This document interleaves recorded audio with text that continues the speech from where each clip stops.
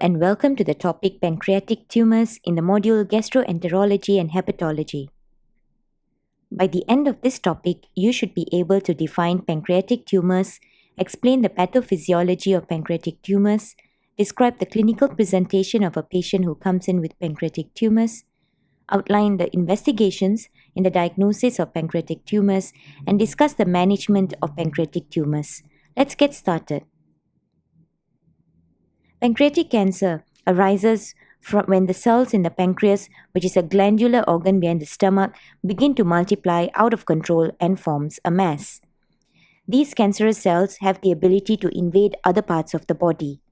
The two main types of pancreatic tumours are pancreatic exocrine tumours and pancreatic neuroendocrine tumours. Most pancreatic cancers are exocrine tumours, which form in cells that make enzymes to help the body digest food.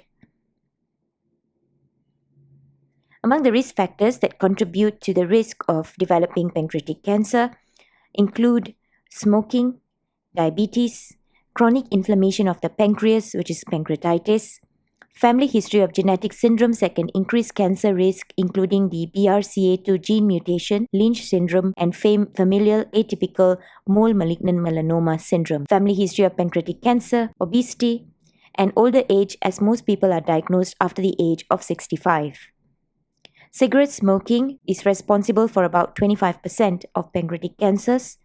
Alcohol abuse, regular consumption of high dietary fats, and obesity has shown to be other risk factors to developing pancreatic cancer. So pancreatic cancer occurs when the cells in the pancreas develop changes or mutations in their DNA.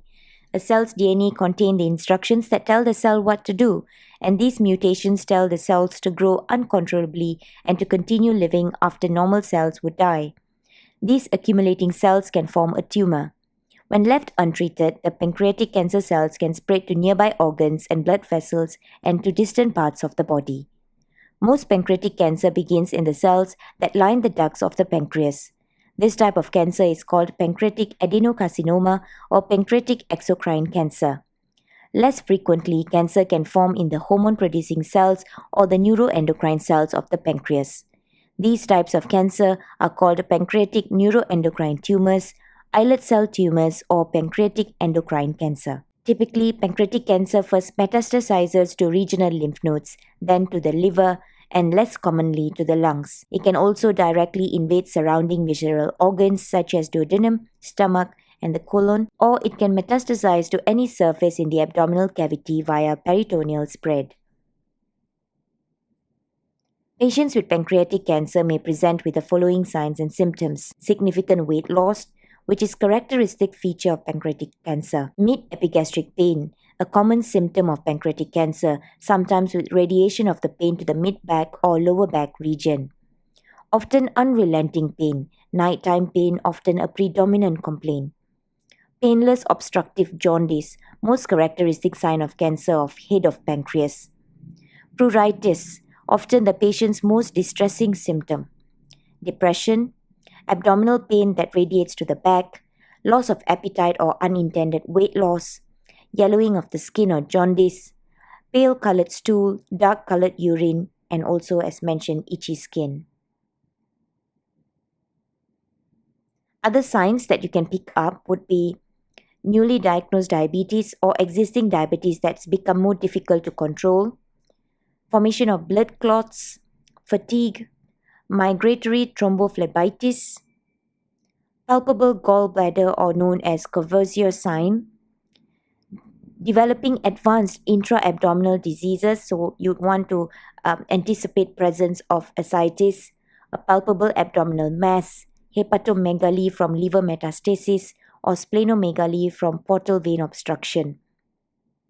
Advanced diseases would then be characterized by periumbilical subcutaneous metastasis or Sister Mary Joseph nodules, possible presence of palpable metastatic mass in the rectal pouch, and possible presence of palpable metastatic cervical nodes, where the nodes may be palpable behind the medial end of the left clavicle, known as Virchow's node, and other areas in the cervical region. As mentioned, the other hallmark or additional signs that you want to look out for that may be quite specific for pancreatic tumors would be weight loss, jaundice, pain in the abdomen area, as well as bowel obstruction, as the pancreatic cancer can grow into or press on the first part of the small intestine, which is the duodenum, and this can block the flow of digested food from the stomach into the intestines. For lab investigations, a blood test can be carried out, specifically looking at certain tumor markers, where we have the CA 19.9. The normal range is between 0 to 37, but people with pancreatic cancer often have higher levels. Cancer antigen 19.9, which is also a tumor marker that is currently measured to monitor how well pancreatic cancer treatment is working. CEA, or also known as carcinoembryonogenic antigen, while not specific to pancreatic cancer, elevated levels of this tumor marker can predict poor survival in people with the disease. A full blood count may be used to evaluate blood cells. A comprehensive metabolic panel is a group of tests that can be done to evaluate liver, kidney function, and to determine the cause of jaundice. And last but not least, amylase or lipase, where blood levels of these pancreatic enzymes may be elevated in people with pancreatic cancer, but are more commonly elevated in non-cancerous pancreatic diseases such as just inflammation, pancreatitis. Percutaneous biopsy is done, and this refers to a biopsy performed by inserting a needle through the skin into the body. A radiologist usually performs this procedure while using an ultrasound or a CT scanner to guide the needle into the tumor. The procedure is generally painless. An endoscopy also can be done, and this is done by a gastroenterologist performing this procedure by inserting a flexible tube with a camera at the tip through the mouth, into the stomach, and into the duodenum. From here, a needle biopsy can be obtained with guidance from an ultrasound at the tip of the endoscope.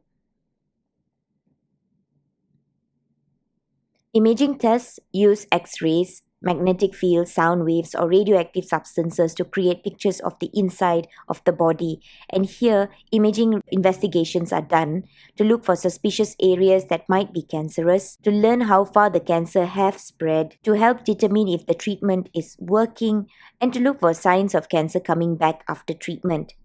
So, among the imaging studies that can be used include CT scan, which is useful for detecting pancreatic masses and determining the extent of the cancer spread, and ERCP, which is an endoscopic retrograde cholangiopancreatography, is an endoscope and is guided through the mouth, down the throat and the stomach to the small intestine. This is assisting with injection of the contrast dye into the pancreatic and bile ducts to look for obstruction. Abdominal X-rays are taken to examine the pancreas, gallbladder, and the ducts that carry digestive enzymes from those organs to the small intestine. MRCP, also known as magnetic resonance cholangiopancreatography, a specific type of magnetic resonance imaging that uses powerful magnets and radio waves to create images of the pancreas. And an ultrasound, which may be useful to create and send images of the pancreas through a video monitor.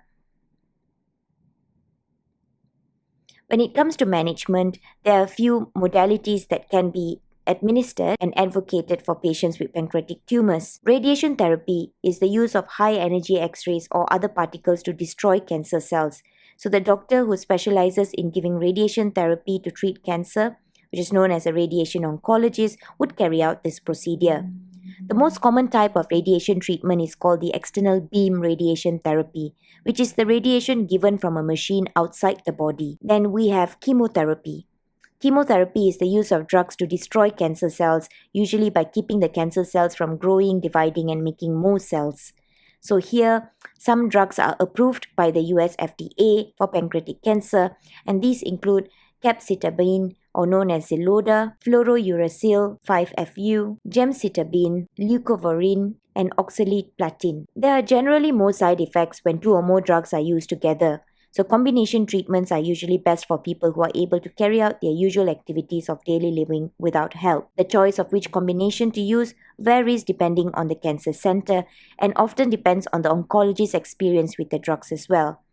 So first-line chemotherapy, this is generally the first treatment used for people with either locally advanced or metastatic pancreatic cancer.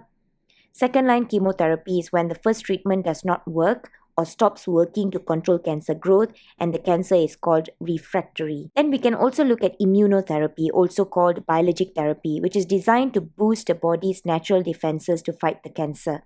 It uses materials made either by the body or by the lab to improve target and restore immune system function. Other than that, you may also start the patient on some medications which are available to alleviate the side effects of treatment. So if the side effects occur, the oncologist should be notified so that they can be addressed promptly. Other than that, pancreolipase, which is a pancreatic enzyme replacement, may be given if the function of the pancreas is impaired, usually after the surgical removal of a portion of the pancreas.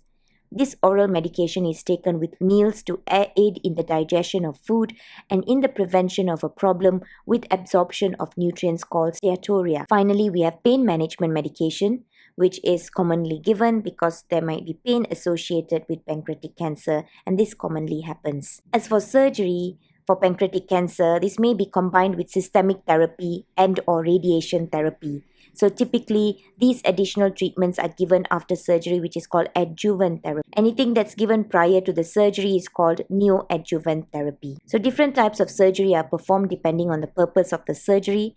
A laparoscopy is done. Sometimes the surgeon may choose to start with this, and during a laparoscopy, several small holes are made in the abdomen and a tiny camera is passed into the body while a patient receives anesthesia. Different types of surgery are used depending on where the tumor is located in the pancreas. A Whipple procedure is done if the cancer is located only in the head of the pancreas, and this is an extensive procedure in which the surgeon removes the head of the pancreas and the part of the small intestine called the duodenum, as well as the bile duct and stomach. Then the surgeon reconnects the digestive tracts and the biliary system. Other forms include distal pancreatectomy. This surgery is commonly done if the cancer is located in the tail of the pancreas. In this surgery, the surgeon removes the tail and the body of the pancreas as well as the spleen. And finally, total pancreatectomy, if the cancer has spread throughout the pancreas or is located in many areas in the pancreas. A total pancreatectomy may be needed. A total pancreatectomy is the removal of the entire pancreas, part of the small intestine, a portion of the stomach, the common bile duct, the gallbladder, and the spleen. So in summary, we have looked at what is a pancreatic tumor, what are the risk factors and the pathophysiology of developing this tumor, the clinical manifestations of someone experiencing pancreatic tumor, investigations that can be carried out to diagnose, to assess the severity and to stage the tumor, as well as to monitor the response to therapy, and finally, the different modalities of treatment that we have, which come in the form of medication, as well as non-pharmacological therapy such as radiation therapy and surgery. We have come to the end of this topic. Thank you.